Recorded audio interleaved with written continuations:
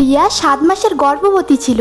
Doctor তাকে একদম tension করতে বারণ করেছে, কিন্তু সেই সপ্তাহেই তার স্বামীর চাকরিটা চলে যায়। স্বামীর পকেটে ছিল অল্প কিছু টাকা। সে বাড়ি ফেরার সময় ভাবছিল প্রিয়া যদি ব্যাপারটি জানতে পারে তাহলে সে টেনশন করবে। সন্ধ্যায় প্রিয়া হাসি মুখে জিজ্ঞেস করলো, আজ তোমাকে এত চিন্তিত লাগছে কেন? আকাশ হালকা হেসে বলল, তেমন কিছু না, অফিসের কাজের চাপ একটু বেশি ছিল। আর হ্যাঁ, তোমার জন্য ফল এনেছি, খেয়ে নিও। সারাটা রাত আকাশ চিন্তা করলো কালকে সে প্রিয়াকে কি বলবে। সে সিদ্ধান্ত নিল প্রিয়াকে সত্যিটা বলবে না। পরের দিন সে অফিসে যাওয়ার অজুহাত দেখিয়ে সারা দিন চাকরির সন্ধান করলো। সন্ধ্যায় ফিরে এসে সে প্রিয়াকে জিজ্ঞেস করলো, আমাদের সন্তান এখন কেমন আছে? প্রিয়া হালকা হেসে বলল, আমরা দুজনেই ভালো আছি, কিন্তু তোমাকে ক্লান্ত লাগছে কেন? আকাশ মুস্কি হেসে বলল, ও কিছু না, তোমাকে দেখলেই আমার সমস্ত ক্লান্তি দূর হয়ে যায়। কয়েক সপ্তাহ পর আকাশ নতুন চাকরি পেল। তখন সে প্রিয়াকে সব সত্যি কথা খুলে বলল। কথা শুনে প্রিয়ার চোখে জল চলে এলো। সে বলল,